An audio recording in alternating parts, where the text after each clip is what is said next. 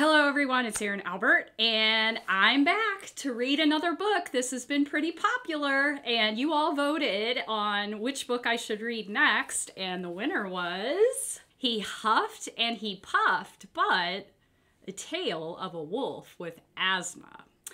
This, too, was an interprofessional Butler project for seniors, for their senior project back in 2013, believe it or not. And the authors of this book are Maggie Anderson, Kelsey Bowman, Alex Davis, Jennifer Goshert, Megan Granger, Carly Kuiper, and it was illustrated by Taylor Cox and Morgan McFarlane. Okay, are you ready? Here we go. It was a day like any other. I woke to the smell of Mom making squirrel again. My heart longed for the aroma of cooked swine and the sound of pig fat bursting on the pan like an audience clapping for its goodness. I longed for bacon. As I sat at the table, Mom went through her normal spiel. Timmy, don't pester those poor little piggies. Maybe you could play in the park with the other pups. Sure, Mom, I replied sarcastically. I can't think of anything more fun. She stared at me skeptically. I walked out the door with one thought in mind. Get those piggies! Don't be a big bad wolf today, cried Mom.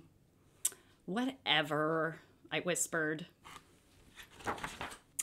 The first house came into view. It was the stick home of Gasper, the wimpiest of the three little pigs. Those sticks would fall down the second I unleashed my breath. I would blow that house down. Getting closer, I could smell the aroma of Piggy, but my nose began to itch. I got into my stance and, with a huff and a puff and a wheeze and a sneeze, I tried to blow that house to smithereens. But I couldn't. I opened my eyes and gazed on the house. Not one stick was out of place. My snack was still prancing around inside. I wanted that little ham so badly, but something just wasn't right. My chest was so tight. I couldn't blow that house down, even with all my might. My huff and puff was gone. I sat down to catch my breath and noticed the little pig escape out the back door of his house into the straw house of his brother, Wheezy, next door. They really think they can escape me in a house made of straw? I asked myself out loud. I began to think about the 2-for-1 special I could get at the next little piggy's house. With the thought of delicious baking sizzling in my mind, I started to feel a bit better. My mouth began to water and my stomach began to growl, so I decided to test my luck at the next little pig's house.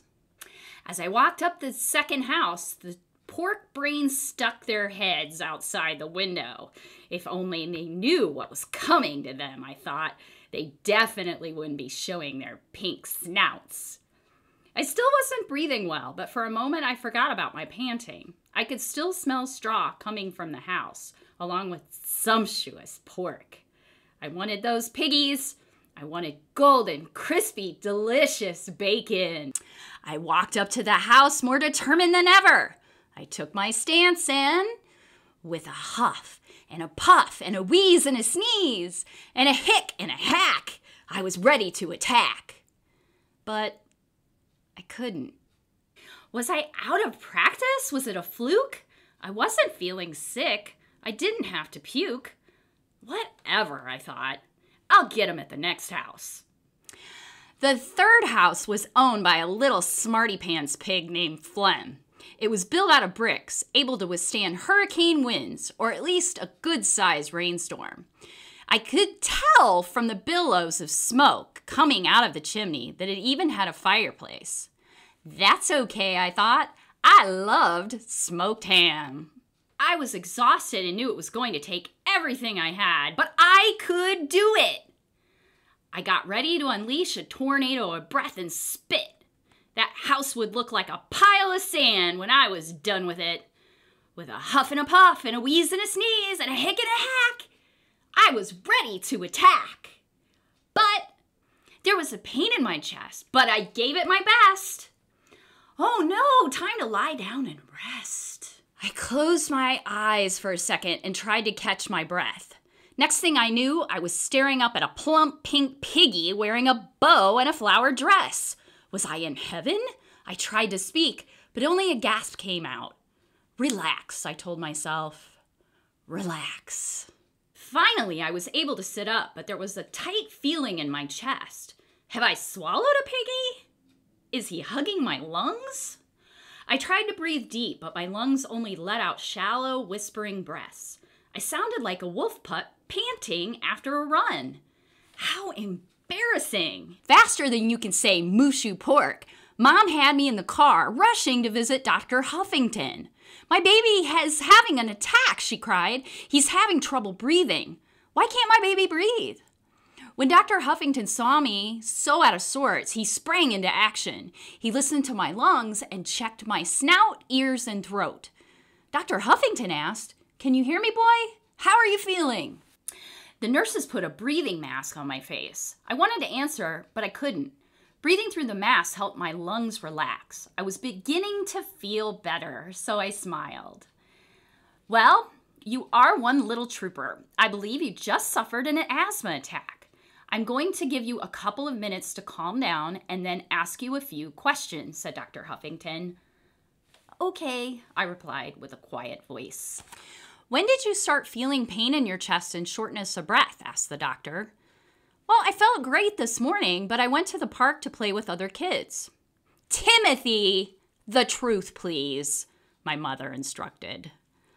Oh, all right. I went to blow the houses of those scrumptious little hams on Baker Street. But when I got to the house, I couldn't do it. It was just made of silly little sticks and flowers. How did you feel when you tried to huff and puff? Asked Dr. Huffington. Embarrassed, I replied. Then I realized he meant my symptoms or whatever was going on inside my body. My chest felt really weird. I was trying to breathe normally, but my lungs wouldn't let me. The pollen from the flowers can get into the air, explained Dr. Huffington. Sometimes our bodies don't like it when we breathe in certain substances, like pollen. These substances can make it difficult for us to breathe by getting into our body and causing our airways to be swollen and inflamed. The same thing must have happened in the straw house, I exclaimed, except there weren't any flowers at that house, just straw. Ah, said Dr. Huffington, the straw has dust in it. It's another common trigger or substance that your body doesn't like. Did you feel more tightness? Did you cough up any mucus? Yeah, I said. Is that bad? No, said Dr. Huffington. When you breathe in dust from the air, it can cause body to create mucus. Mucus is one of your body's many soldiers that helps to catch dust in the air and remove it from your lungs. And there's some mucus. Let me guess, the third house was made of bricks? Dr. Huffington asked with a smile. I bet it even had a fireplace with a big old chimney. You're right, I exclaimed.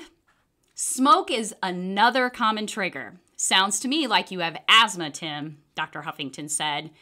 He explained that asthma is a sickness that would make it hard for me to breathe at times. My lungs would feel tight, and it would be very hard for me to catch my breath again. Don't let the idea scare you. Many people, young and old, have asthma. My own little boy has it. He lives a normal life, just like you.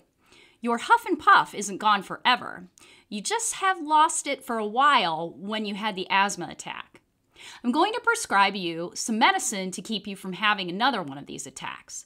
The pharmacy down the road has a great pharmacist. She's a good friend of mine. She'll explain how to use the medicine properly. Thank you, Dr. Huffington, Mom said. I didn't know what to think. All of this asthma stuff was confusing. How would I know when I was about to have an attack? What did medicine for asthma look like and taste like? Could it be bacon flavored? The pharmacy had all kinds of stuff. Toothpaste, magazines, even candy. But Mom led me straight to the back counter to talk to the pharmacist, Dr. Flo. She was really nice and pretty. She sat behind a big, tall counter with towers of cabinets holding tiny white bottles. How can I help you? Dr. Flo inquired, showing her pearly white fangs. I lost my huff and puff. The doctor told me you could bring it back. Oh, you're Timberwolf. I've been expecting you.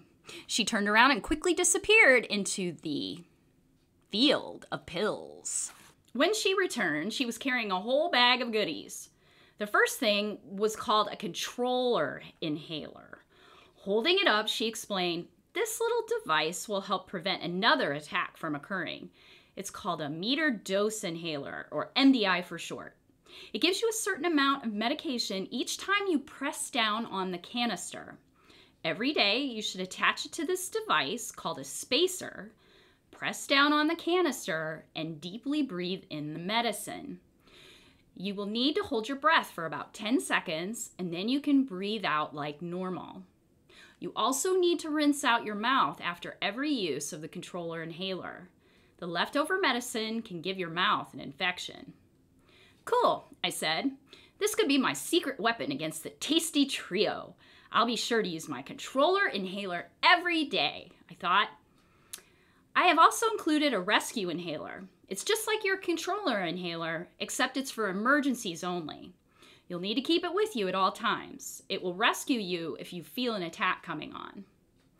I took it and put it in my bag. "And this, little buddy," she said, holding up a clear thermometer-looking thing, "is a peak flow meter. Every day you will need to blow into this instrument. The numbers on the side will act as a guide to determine whether you are free to go out about your day only using a controller inhaler, or whether you should use your rescue inhaler and visit a doctor. The numbers match up to this sheet." Dr. Flo handed Mom a paper with a colorful chart. "Think of this as a stoplight. If your breath pushes the meter to the green numbers, then you're free to go on with your daily activities. If your breath only pushes the meter to yellow, then you need to slow down and use your rescue inhaler.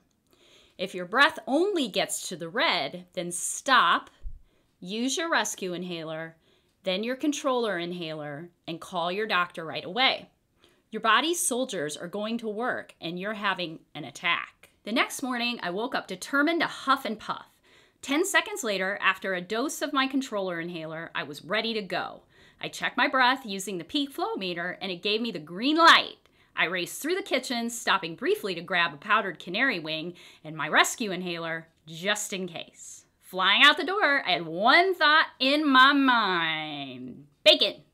"Don't be a big bad wolf today," Mom cried. Whatever. And here are the amazing authors of this book. I hope you enjoyed this book. Take care. Stay safe, wash your hands, and social distance.